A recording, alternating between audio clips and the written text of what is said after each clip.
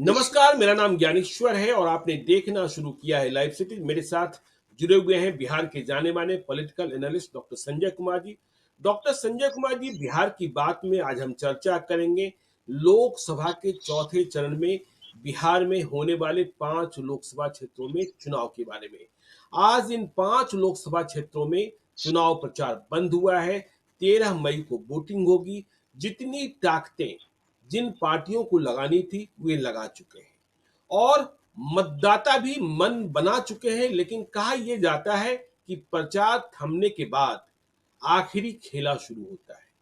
जो उम्मीदवार होते हैं वे बूथ प्रबंधन, मतदाताओं को बूथों तक ले जाने का प्रबंधन और फिर हवा बिगाड़ने हवा बनाने का आखिरी दांव चलते हैं।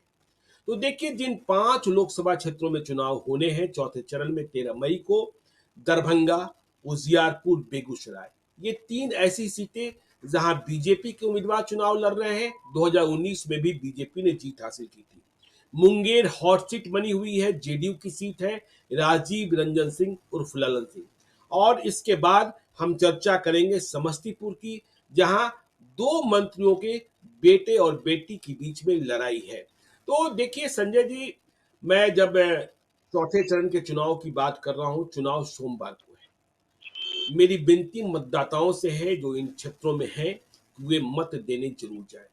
लेकिन आज सोशल मीडिया पर जब हमने एक टिप्पणी पढ़ी तो मुझे थोड़ी परेशानी हुई और मुझे लगा कि ये बात तो ठीक नहीं है। दैनिक भास्कर के बेगूसराय के ब्यूरो चीफ हैं भवेश पाठक। उन्होंने लिखा कि देखिए, सोमवार को चुनाव है, उसके पहले कल रविवार है और उसके पहले आज शनिवार सेकंड सैटरडे है। और बेगूसराय में बड़ी संख्या में लोग कामगार लोग रहते हैं। तो उन्होंने सोमवार को वोट के लिए दी गई छुट्टी को दूसरे तरीके से ले लिया है। कोई रिश्तेदारी में जा रहे हैं 3 दिनों के लिए, कोई कहीं घूमने जा रहे हैं। तो मेरी विनती यह है कि देखिए, वोट दीजिए। यदि वोट दीजिएगा तभी आप किसी को चुन पाएंगे और तभी आप किसी से सवाल कर पाएंगे। हमने गाजियाबाद में भी देखा, नोएडा में भी देखा कि वहां जब चुनाव हुए थे तो लोग छुट्टियां मनाने चले गए थे मंसूरी और नैनीताल। वोटिंग 50% से कम हो गया था। लेकिन वोट देना बहुत जरूरी है, तभी आपका लोकतंत्र जिंदा रहेगा, आप चाहे जिसके पक्ष में। संजय जी, आप मेरी बातों से सहमत होंगे? नहीं नहीं, पूरी तरह से सहमत है। क्योंकि इस देश में लोकतांत्रिक व्यवस्था है। आप किसी पार्टी किसी विचारधारा के साथ हैं, उसके खिलाफ में हैं, या एक और ऑप्शन है कि नहीं, ये जितनी भी पार्टियां हैं किसी से भी आपके पसंद के उम्मीदवार नहीं डाले गए हैं, तो एक नोटा का भी ऑप्शन। लेकिन एक अधिकार जो आपको मिलता है 5 वर्षों में, जो एक अधिकार, यहीं पर तो समानता का अधिकार दिखता है कि भारत के राष्ट्रपति हो या प्रधानमंत्री हो, उनको भी एक ही मत देने का अधिकार है और आपको भी एक मत देने का ही अधिकार है। तो लोकतंत्र के इस महापर्व में एक अवसर मिलता है और उस अवसर से आप अपने को वंचित करते हैं या कोई गंभीरता को आप नहीं समझते हैं। स्वाभाविक है कि इसके परिणाम जो होते हैं वो लोकतंत्र की मजबूती में नहीं दिखती है, कमजोरी में दिखती है। और बिल्कुल आपने सही कहा कि अगर आपने उस रूप में शनिवार, रविवार, सोमवार को जोड़ लिया और अगर आप मतदान केंद्र पर जाकर के कहीं और चले गए, मतलब कि आपको अपना प्रतिनिधि चुनने के प्रति आप गंभीर नहीं है। मैं तो मतदाताओं से मैं भी अपील करूंगा कि आप गंभीर, जिनके पक्ष में भी आपको मतदान करनी है कीजिए, पक्ष में कीजिए, विपक्ष में कीजिए, लेकिन मतदान की ताकत दिखनी चाहिए।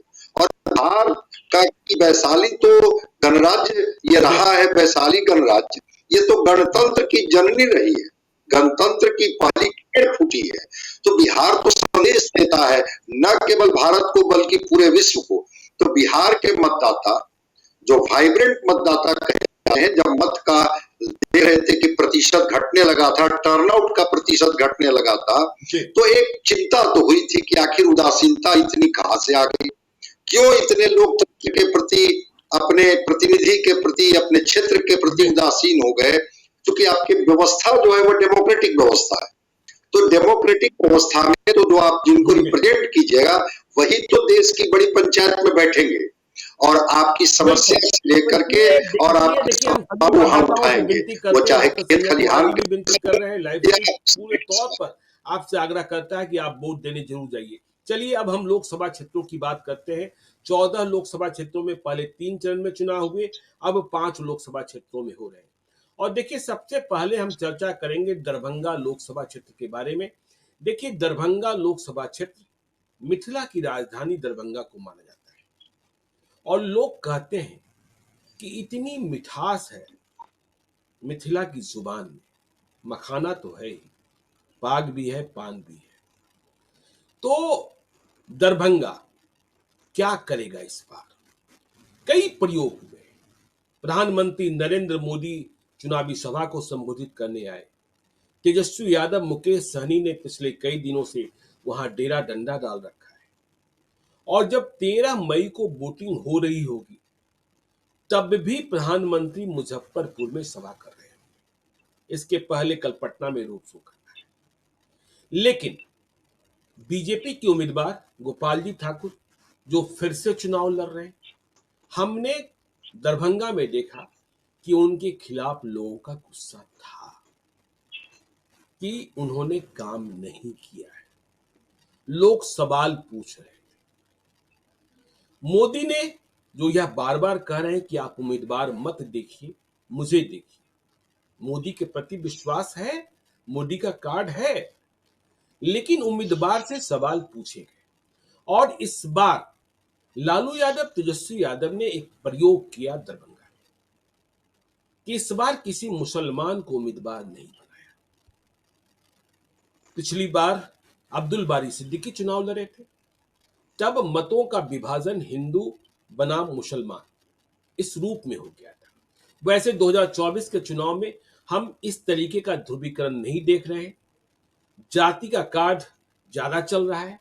तो इस बार आरजेडी ने ललित यादव, जो कई बार से विधायक बनते आ रहे हैं, चुनाव जीतते आ रहे हैं विधानसभा का, उन्हें उम्मीदवार बनाया है। और कोशिश ये की गई है कि हिंदू मुसलमान में मत का विभाजन न हो और आरजेडी का जो आधार वोट है मुसलमान यादव, और इसके साथ मुकेश सहनी का वोट मल्लाह। वैसे देखिए दरभंगा के बारे में एक खबर यह भी है कि वहां मल्लाह और यादव, मल्लाह और मुसलमान में कुछ कॉन्फ्लिक्ट भी रहता है। तो इस समीकरण को साध कर लालू तेजस्वी ने बीजेपी के सामने कड़ी चुनौती पेश की है। गोपाल जी ठाकुर के प्रति नाराजगी, लेकिन क्या गोपाल जी ठाकुर को दरभंगा की जनता माफ कर देगी? चुनाव प्रचार खत्म हो चुका है। जो खबरें हमारे पास आ रही है, आपके पास भी संजय जी, आपको पल पल की जानकारी रहती है बिहार के सभी लोकसभा क्षेत्रों की, या फिर वहां क्या ट्रेंड दिखने वाला है 13 मई को चुनाव के दिन?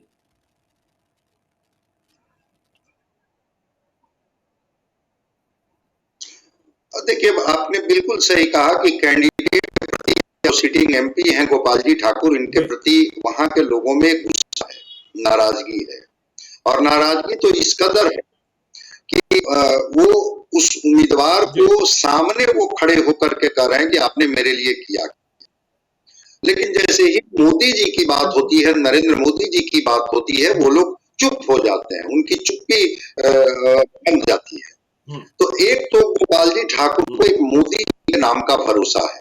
ठीक है, हमसे नाराजगी है, लेकिन जब नरेंद्र मोदी की बात होगी तो लोग फिर कहीं ना कहीं हमें माफ कर देंगे। एक उनको उम्मीद है, तो सूत्रों से, वहां के लोगों से जो मेरी सीधे सीधे उनसे बात हुई। दूसरी बात, गोपाल जी ठाकुर से नाराजगी जिस तरह की रही हो लोगों की, गोपाल जी ठाकुर से जुड़े हुए रहे, वो साइकिल से वो क्षेत्र घूमते रहे हैं। आज भी कोई ऐसा नहीं है कि उन्होंने एमपी बनने के बाद कोई बहुत बड़ा उन्होंने धन का एक साम्राज्य पैदा कर लिया है, या कोई आतंक की क्रियाएं हैं, या लोगों के मन में उनके प्रति डर है। गोपाल जी ठाकुर एक ऐसे व्यक्ति हैं जिनको 10 आदमी खड़ा होकर कुछ भी बुरा कह सकता है। वही जो आरजेडी ने, ठीक है, समीकरण बदला कि एक ध्रुवीकरण न हो पाए, जिस ध्रुवीकरण का लाभ बार बार बीजेपी लेती है, लेकिन एक पार्ट तो है कि गोपाल जी ठाकुर का व्यक्तित्व, और ललित यादव का व्यक्तित्व। जब दरभंगा के लोगों से मेरी बात होती है तो वो कहते हैं कि हाँ, एक तरफ जहाँ दबंग छवि के उम्मीदवार हैं, वहीं गोपाल जी ठाकुर एक आम आदमी की तरह रहते हैं। हाँ, बिल्कुल इन्होंने क्षेत्र पर ध्यान नहीं दिया, इग्नोर किया। इस बात का गुस्सा है कि फिर ऐसा उम्मीदवार होकर के या ऐसा हमारा जो रिप्रेजेंटेटिव होकर के ही मेरा क्या कर लेगा। लेकिन नरेंद्र मोदी एक बड़े फैक्टर हैं और नरेंद्र मोदी ने दरभंगा को साधने की भरपूर कोशिश की है।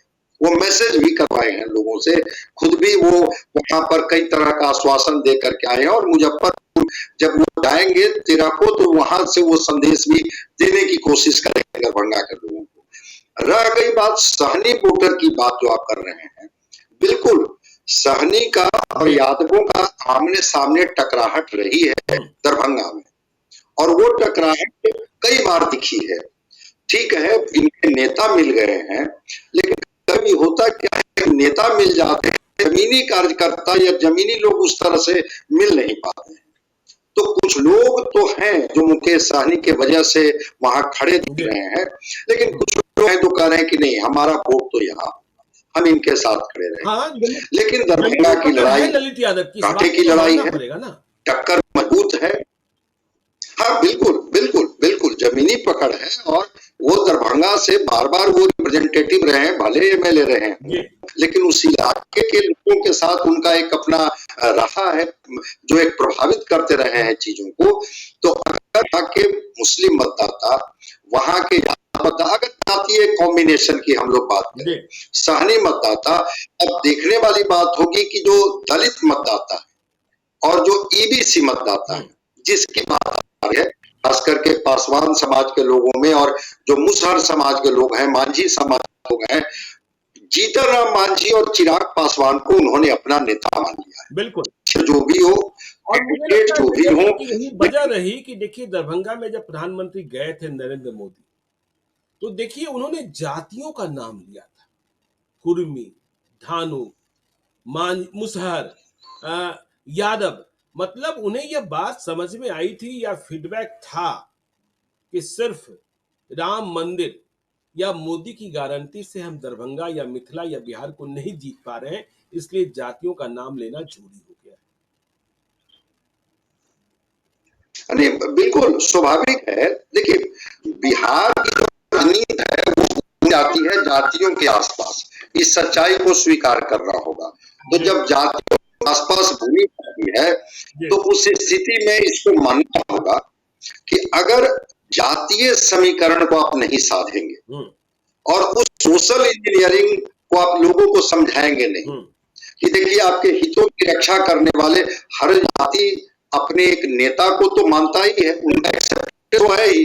जीतन राम मांझी हो, चिराग पासवान हो, इनकी बात वो करते देखे गए। धानु और कुर्मी के बीच में वो नीतीश कुमार जी वहां मौजूद, नीतीश कुमार जी ने अपने तरीके से एड्रेस किया कि आपके लिए मैंने क्या किया है आपको याद है ना।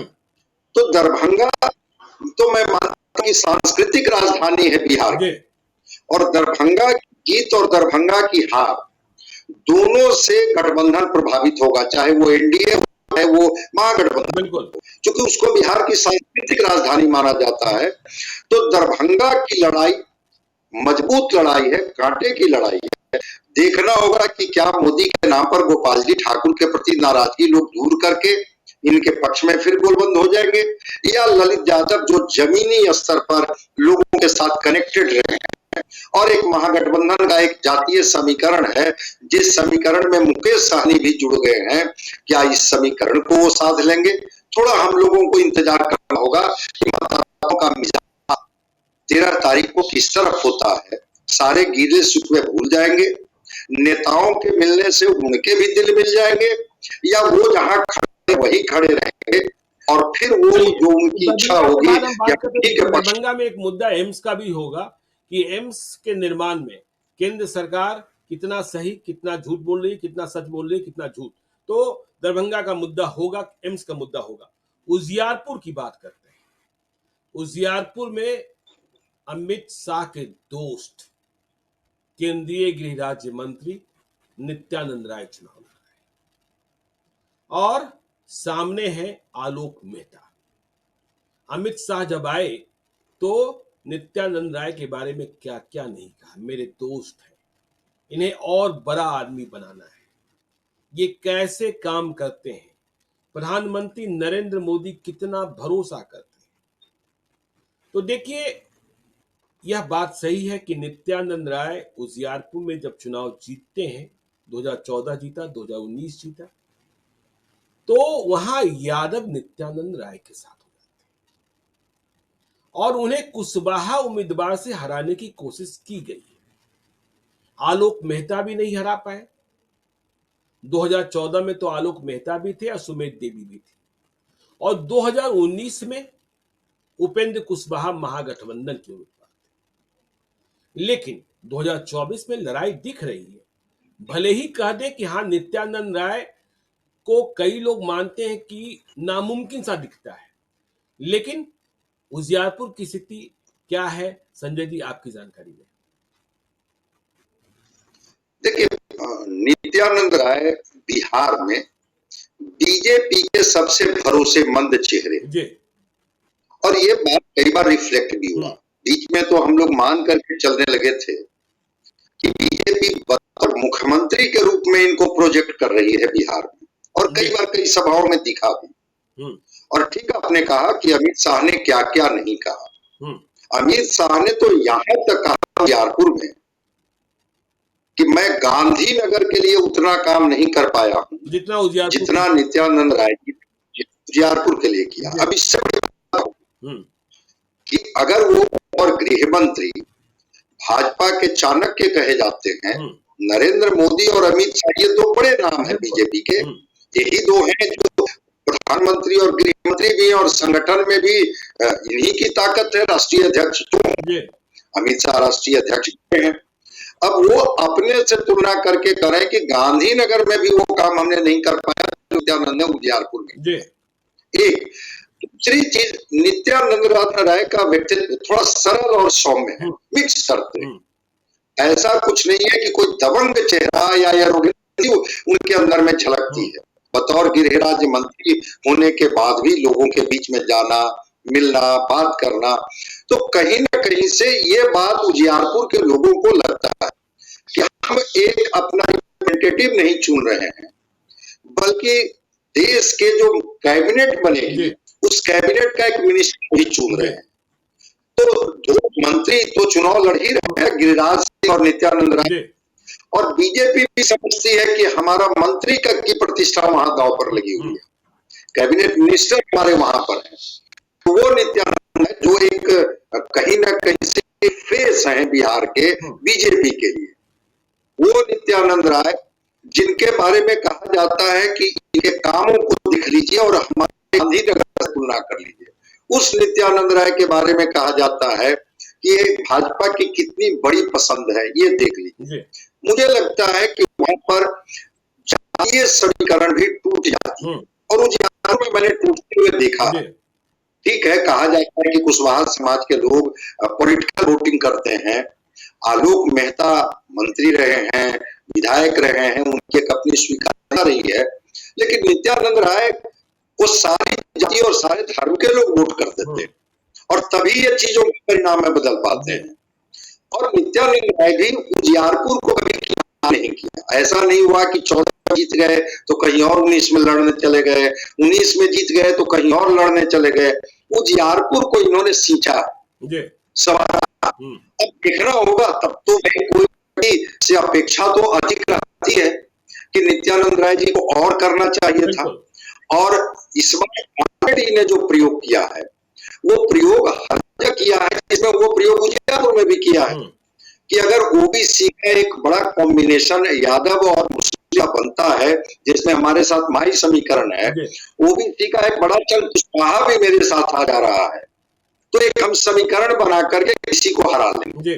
नित्यानंद राय बहुत कमजोर वहां नहीं दिख रहे हैं, मजबूत स्थिति में दिख रहे हैं। रह गई बात कि वैसे तो मतदाता के मन में क्या है, मतदान को होता है, और जो चुप हाँ, चुप्पा वोटर जो साइलेंट वोटर है, वोकल वोटर का तो कुछ सैंपल सर्वे हम लोगों को मिल और जाता है महिलाओं को कि तो हाँ पता ही ये नहीं चल वोकल रहा है। है, जिनके घर में राशन पहुंच रहा है, जिनके चूल्हे तक राशन पहुंच रहा है, महिलाओं का तो पता ही नहीं चल रहा है, वो सबसे साइलेंट वोट कर रही है। चलिए, उजियारपुर के बाद हम चर्चा करें बेगूसराय के बारे में, बिहार का लेनिनग्राद। और यहाँ फिर से गिरिराज सिंह है, केंद्र में मंत्री हैं, फायरब्रांड हिंदू नेता हैं, और गिरिराज सिंह के सामने है सीपीआई की अवधेश राय।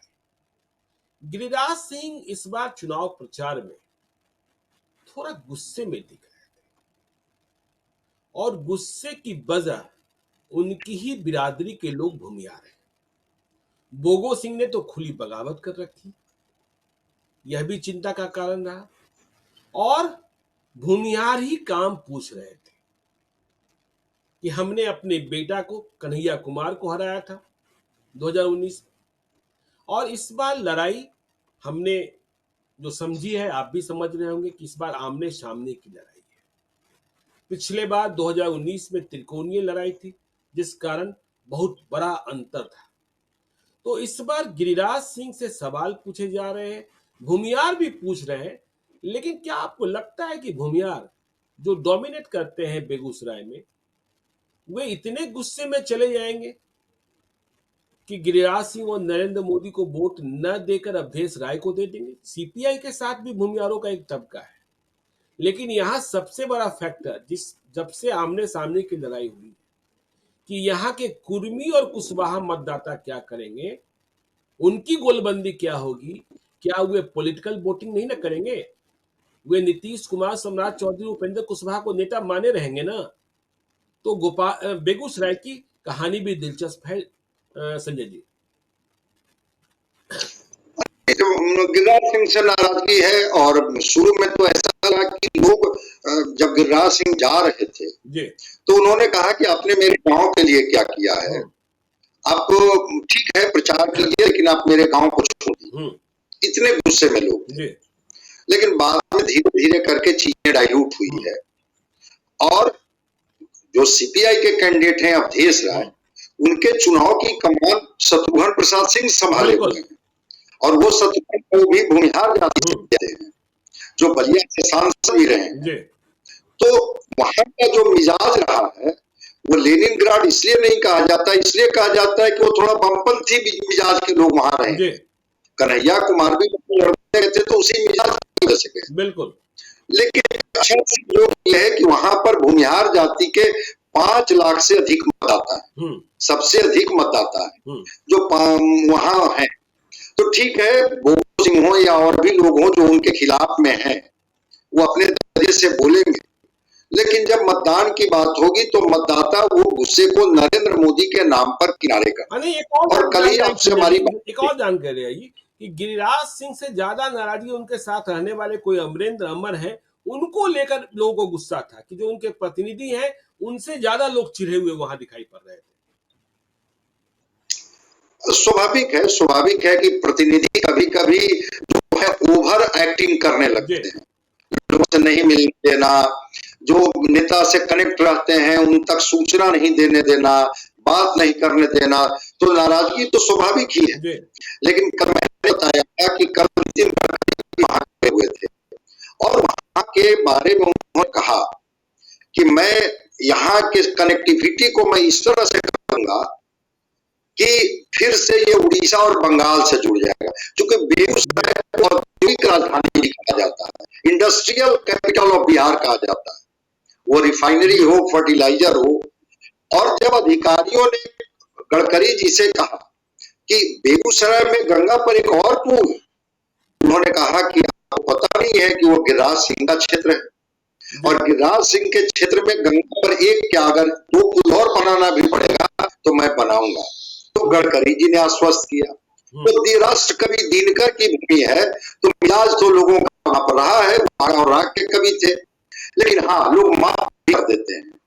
नरेंद्र मोदी जी ने भी जाकर के लोगों को समझाया कि देखिए ये बेगूसराय भी आप न केवल एक प्रतिनिधि देते हैं, बल्कि आप यहाँ से एक जो है वो मंत्री भी देते हैं, क्योंकि गिरिराज सिंह को हर समय के बाद भी एक मंत्रिमंडल जगह मिलते रही।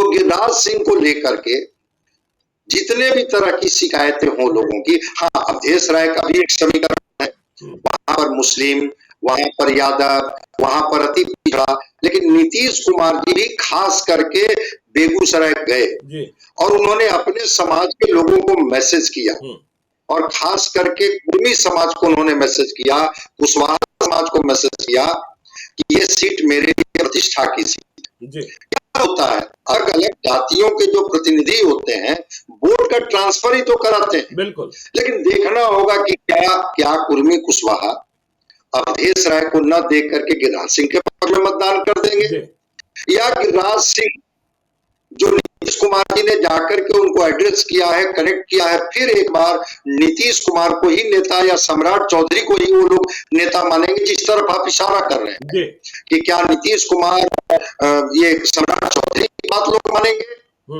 या वहां के स्थानीय समीकरण के अनुसार उनके मिजाज बदलेंगे, ये तो मतदान के दिन ही समझ में बात आएगी और परिणाम के दिन तो चीजें और स्पष्ट 13 मई को और पता चलेगा। चलिए आगे चलते, मुंगेर चौथे चरण की सबसे हॉट सीट, जहां से ललन सिंह जेडीयू के प्रत्याशी हैं और उनके सामने एक बाहुबली को लाया गया, जिनका क्राइम रिकॉर्ड सबको पता है, अशोक महतो। अशोक महतो स्वयं चुनाव नहीं लड़ सकते थे तो उनकी पत्नी अनीता महतो, और फिर आरोप यह भी लगा कि अनंत सिंह को जेल से निकाला गया। और वहां आज छापेमारियां चल रही है कई जिलों से, नवादा से बड़ी संख्या में बाहरी लोग पहुंचे हुए थे। तो मुंगेर की लड़ाई बहुत बड़ी लड़ाई है और मुंगेर में फैसला ये होना है कि मुंगेर शांत या आसान। देखिए, जो चुनाव प्रचार खत्म हुआ है, जानकारी यह है कि अगरा बनाम पिछड़ा वहां नहीं हो पाया और धानुक मतों को जो तोड़ने की कोशिश की गई थी उसमें बहुत बड़ी सफलता नहीं मिली है। नीतीश कुमार ने भी वहां बहुत पसीना बहाया है, अनंत सिंह ने मेहनत की है, प्रधानमंत्री नरेंद्र मोदी भी गए थे, और एक तीसरे उम्मीदवार जो हैं वहां प्रियदर्शी पीयूष, जो जाति से धानुक है। अशोक महतो की एंट्री तो बहुत बाद में हुई। प्रियदर्शी पीयूष मुंबई से पढ़े लिखे लड़के पिछले कई साल से यहां तपस्या कर रहे थे, धानुकों और अति पिछड़ों की लड़ाई कर रहे थे, उनके लिए लड़ रहे थे। और जब मोकामा टाल के गांव में जाइएगा जहां धानुक वाले लोग हैं, वहां प्रियदर्शी पीयूष का भी नाम लिया जा रहा था। तो मुंगेर की लड़ाई बड़ी लड़ाई है और इस लड़ाई का जो दूरगामी परिणाम है वह भी बड़ा होने वाला है। ललन सिंह इसके लिए भी जाने जाते हैं कि वे अपने क्षेत्र को छोड़ते नहीं हैं और बड़े काम कराते हैं, पर जब बाहुबल से लड़ना है, बाहुबली से लड़ना है, तो चर्चा तो होगी ही। संजय जी, नहीं ठीक है, वो बाहुबल तो है, उसके प्रतिनिधित्व करते हैं अशोक महतो, चूंकि वो जन सरोकार के तो व्यक्ति रहे नहीं है, कोई जन संघर्ष में तो रहे नहीं है, और पार्टियां ऐसे कैंडिडेट को कहीं कहीं पर भेज देती है कि जाइए, अगर आपके पास ताकत है तो जरा उनको हरा करके आइए, और वो इसको अपने तरीके से वो चुनौती के रूप में लेते हैं। लेकिन ललन सिंह की पृष्ठभूमि कोई आपराधिक पृष्ठभूमि नहीं रही, इस बात को भी समझना होगा। ललन सिंह की पृष्ठभूमि सामाजिक राजनीतिक पृष्ठभूमि रही है। ठीक है, लोग उनको कहते हैं कि वो थोड़ा लोगों को इग्नोर करते हैं, बहुत मिक्सअप नहीं करते हैं, उनके व्यक्तित्व में बहुत इंटरेक्शन नहीं है, लेकिन ललन सिंह की पृष्ठभूमि आपराधिक पृष्ठभूमि नहीं रही। एक दूसरी बात, कोशिश की गई कि धानुक समाज को, कुर्मी समाज को कमजोर किया जाए। नीतीश कुमार जी का तो हेलीकॉप्टर उस बीच में उतरा और उन्होंने कहा कि भाई मैंने आपके लिए क्या किया है इसको आप समझिए, लोग आएंगे, लोग जाएंगे, आपको बरगलाएंगे, लेकिन आपको सोचना है कि आपको मेरे साथ खड़ी रहनी है या कुछ वैसे लोग जिनको अभी कुछ दिन के लिए भेजा गया है उनके लिए खड़ी हो। Priyadarshi Tata social institute of social science के वो रहे हैं स्टूडेंट, वो जो वहां काम कर रहे हैं धानुकों के बीच में, ये प्रयोग पहले भी महागठबंधन ने की थी। रामबदन राय धानुक के बड़े नेता माने जाते थे, मेहता, प्रगति मेहता की भी उम्मीदवारी वहां दी गई और क्या परिणाम आया सबको पता है। ललन सिंह ने जो मुंगेर के लिए किया है वो मुंगेर के लोगों को पता है। अब देहरादून के बाद फॉरेस्ट रिसर्च इंस्टीट्यूट अगर बना तो वो मुंगेर में बना, इस बात को इंजीनियरिंग कॉलेज, मेडिकल कॉलेज, और आनंद सिंह जैसे व्यक्ति जिनको मैं बहुत सीजन्ड पॉलिटिशियन नहीं मानता हूं, वो मुंगेर का कौन गिना रहे हैं कि भाई क्या आप उनसे अपेक्षा करते हैं कि गली बनाए, जो उनका करता है वो बड़ा बड़ा काम करेंगे ना। बिल्कुल, ये तो मुखिया और विधायक जी लोग करेंगे। और जो मोकामा का इलाका है, बाढ़ का इलाका है, लखीसराय का, इवन सूर्यगढ़ा, ये सारे विधानसभा जो है उस पर कहीं न कहीं से प्रत्यक्ष और अप्रत्यक्ष तरीके से अनंत सिंह का प्रभाव है। उन्होंने कहा कि अगर ललन सिंह ने आपको ये कोशिश नहीं की आपको गंभीरता से ली, तो मैं आपको कहता हूं कि मैं आपको गंभीरता से लूंगा, ये काम आप हम पर छोड़ दीजिए। जमालपुर तक में भी बाइफर्केशन हो गया है, जमालपुर में भी जो गणित है उसमें भी बाइफर्केशन हो गया है, मुंगेर तो है ही। तो अगर विधानसभा वाइज भी हम लोग देखें तो ललन सिंह मजबूत स्थिति में दिख रहे हैं। इतने कर ले, वो जो नौजवान सोडा बाटी उसमें माला बना करके होता है, कभी कभी रॉबिन हुड की छवि दिखाने की कोशिश की जाती है, बिहार उससे बाहर निकल चुका है। बिल्कुल, एक दौर था और उसको तो आपसे बेहतर कौन कवर किया होगा, जिससे आपने देखा होगा कि रॉबिन हुड को मैदान में उतार दिया जाता था और लोग होते से उनके पीछे पागल हो जाते थे। नहीं, हमने और वो चुनाव जीत करके, तो देखिए मेरा तो अनुभव रहा है ना। देखिए यदि हम मुंगेर की बात करें, बाल, मोकामा, लखीसराय, सूरजगढ़ा की बात करें, वहां भूमिहार बाहुबली से ही लड़ते रहे। वहां कभी भूमिहार और धानु का झगड़ा नहीं हुआ है, वहां कभी भूमिहार और यादव का झगड़ा नहीं हुआ है, वहां झगड़ा हुआ है धानुक और यादव का। चाहे आप अधिक यादव की बात कर ले, कैलू यादव की बात कर ले, दुलाचंद यादव की बात कर ले, नरेश धानुक की बात कर ले, तो भूमिहार आपस में लड़ते रहे। लेकिन लड़ाई वहां, यदि आप अधिक यादव और कैलू यादव के इतिहास में भी जाएंगे कि जिन लोगों की हत्याएं इन गिरोहों ने की, वे कौन लोग थे? अति पिछड़े लोग थे, गरीब लोग थे। तो गरीबों को वहां दबाने की कोशिश की गई थी। और धानुक जाति के लोग, अनंत सिंह ने कई बार इस बात को कहा कि वो गरीब गुरबे लोग थे जिनको रास्ता लोग नहीं देते थे। कई बार जाकर के मैंने पंचायती की और मैंने कहा ये धानुक जाति के लोग कमजोर है, इनको आप रास्ता क्यों नहीं देंगे? ठीक है, आपकी जमीन पड़ती है, जाएंगे तो इसी से होकर के, तो ठीक बात है कि भूमिहार से टकराते रहे, लेकिन इनके साथ कभी झगड़ा इनका नहीं हुआ, नहीं रहा। और मैं तो बता नहीं रहा। और अति पिछड़ा वोट पर जो सोशियो इकोनॉमिक सर्वे के बाद जो 36% वोट है, उस पर मैं मानता हूं कि आज भी नीतीश कुमार जी का प्रभाव है। चलिए, वो साइलेंट वोटर है, कभी ठंडे दिमाग से बात कीजिएगा तो वो वोट उनके साथ खड़ा दिखता है। तो देखिए मुंगेर बताएगा कि वहां अगरा बनाम पिछड़ा हुआ कि नहीं हुआ, और फिर ललन सिंह जिस प्रबंधन के लिए जाने जाते हैं उसमें उनको कहां सफलता मिली। चुनाव प्रचार तो खत्म हो चुका है। देखिए आखिरी सीट जहां चुनाव प्रचार आज खत्म हुआ है, हम बात करेंगे समस्तीपुर सीट की। यहां लड़ाई भी दिलचस्प है। अशोक चौधरी नीतीश कुमार के बेहद करीब, किशोर कुणाल जिनके नाम से महावीर मंदिर की जब हम चर्चा करते हैं तो किशोर कुणाल का नाम आता है। तो किशोर कुणाल की बहू और अशोक चौधरी की बेटी सांभवी चौधरी एलजेपी के प्रत्याशी, उनके सामने जेडीयू के ही मंत्री महेश्वर हजारी, लेकिन उनके बेटे चुनाव लड़ रहे हैं कांग्रेस से सन्नी हजारी। अब यहां फैसला ये होना है कि चिराग पासवान पासवानों के नेता हैं या महेश्वर हजारी हो गए।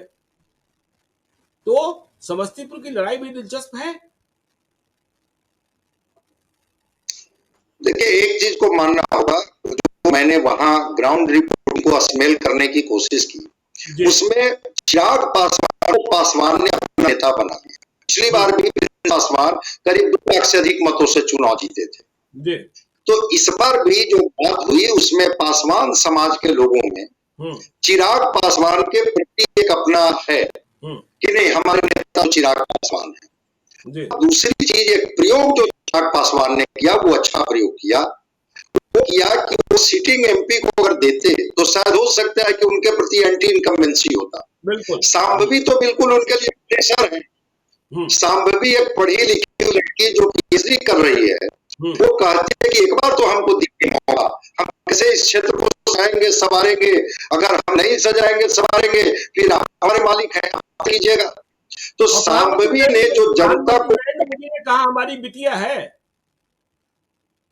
और बिल्कुल प्रधानमंत्री ने कहा कि हमारी बिटिया है, और प्रधानमंत्री जिस तरह से ब्लेस कर रहे हैं, ब्लेसिंग दे रहे हैं सांभवी को मंच से, जो फोटो वायरल हुआ, तो कहीं ना कहीं से प्रधानमंत्री जी ये बताने की कोशिश भी कर रहे हैं कि हमारी पूरी जो है वह इसके प्रति एक मेरे मन में है कि एक युवती बिल्कुल जो एक कैरियर दूसरे क्षेत्र में बना सकती थी, वो निकल करके जन सेवा के लिए आई है और वो पृष्ठभूमि में बता रही। तो सांभवी मुखर है, सांभवी जनता से लोगों को कनेक्ट कर रही है, और चिराग पासवान के प्रति जो पासवान दाताओं की गोलबंदी है वो तो साफ साफ है। बात कि किशोर कुणाल जी ने धार्मिक न्यास बोर्ड के माध्यम से आईपीएस अधिकारी के कैरियर के रूप में, इससे तो कोई इनकार नहीं कर सकता है कि एक ईमानदार अधिकारी की छवि रही है। बिल्कुल। तो एक ईमानदार अधिकारी की बहू अगर चुनाव लड़ रही है तो इतनी उम्मीद तो लोग करेंगे कि उस परिवार से हमें निराशा तो नहीं ही मिलेगी। तो एक जातीय समीकरण और एक किशोर कुणाल जी की छवि, दोनों का लाभ सांभवी चौधरी को मिलते हुए दिख रहा है। और अशोक चौधरी की वो बेटियां हैं इसलिए नहीं, इसलिए तो वो जिस तरह से लोगों को संबोधित कर रही है, बोल रही है कि हम जन सेवा के लिए आए हैं, हमें राजनीति से नहीं कमानी है, वो तो हमें विरासत में मिली ही है, हमें आपकी सेवा के लिए आप हमको मौका दीजिए। हम समस्तीपुर को बड़ी मुखरता से, और वो तो जननायक ठाकुर की धरती रही है ना, समाजवादियों की धरती रही है, तो हमको लगता है कि वहां पर इसका लाभ हमको मिलेगा सांभवी चौधरी को। सनी हजारी महागठबंधन के उम्मीदवार है, कांग्रेस के उम्मीदवार है, ये नहीं कर रहा हूं, महेश्वर हजारी के बेटे हैं, सब कुछ है उनके साथ, लेकिन वो मुखरता, वो बेबाकी, वो जो भाषा का चयन और लोगों से कनेक्ट करने की जो क्षमता सांभवी से रिफ्लेक्ट हो रहा है, सनी हजारी को दिख नहीं रहा है।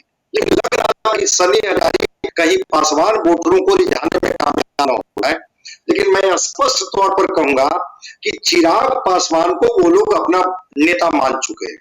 वहां पर वो कह रहे हैं कि 25 का चुनाव में देखा जाएगा, 24 में हमारे नेता चिराग पासवान। चलिए, चिराग पासवान को नेता मान चुके हैं। तो देखिए आज जहां चुनाव प्रचार खत्म हुआ है, दरभंगा, उजियारपुर, बेगूसराय, मुंगेर और समस्तीपुर, यहाँ का क्या हाल है, यह हमने आपको बताया है। आप देखते रहिए लाइव सीरीज को। यदि अब तक आपने हमारे यूट्यूब चैनल लाइव सीरीज को सब्सक्राइब नहीं किया है तो जरूर कर लीजिएगा, और यदि इस वीडियो को फेसबुक पेज के माध्यम से देखें तो पेज को लाइक कीजिएगा, ट्विटर पर भी हमें फॉलो कीजिए। धन्यवाद।